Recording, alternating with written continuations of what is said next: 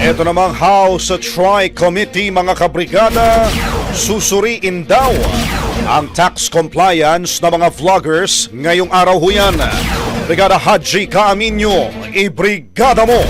Brigada Live Report. Sisilipin ng Tri-Committee sa Kamara ang tax compliance at financial transparency ng social media influencers at vloggers sa gaganaping pagdinig ngayong araw. Ipinatawag ng Tricom ang Bureau of Internal Revenue upang magbahagi ng pananaw patungkol sa pagpapakalat ng fake news online at kung nagdedeklara ng kita ang digital personalities.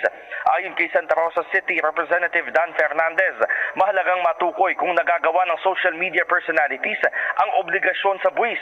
Bahagian niya ang pagdinig ng mas malawak na pagsisikap para siguruhin ang patas na pagbubuwis, lalo't malaki ang kinikita ng industriya ng online content. Paliwanag ni Fernandez, hihilingin ng Tricom sa mga vlogger na isumite ang kanilang income tax returns o ITR upang masuri ng BIR. Giit pa nito, kung kumikita sila sa content sa pamamagitan ng ads, sponsorships o monetization schemes, dapat ay magbayad sila ng tamang buwis gaya ng ibang kumikita.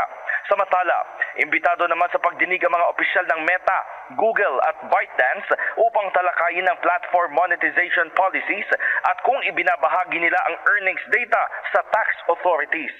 In the heart of changing lives, ito si Brigada Haji Caaminio ng 105.1 Brigada News FM Manila, The Music and News Authority. Ang bahaging ito ay hatid sa atin ng Drive Max Coffee. Ligayang tuloy-tuloy.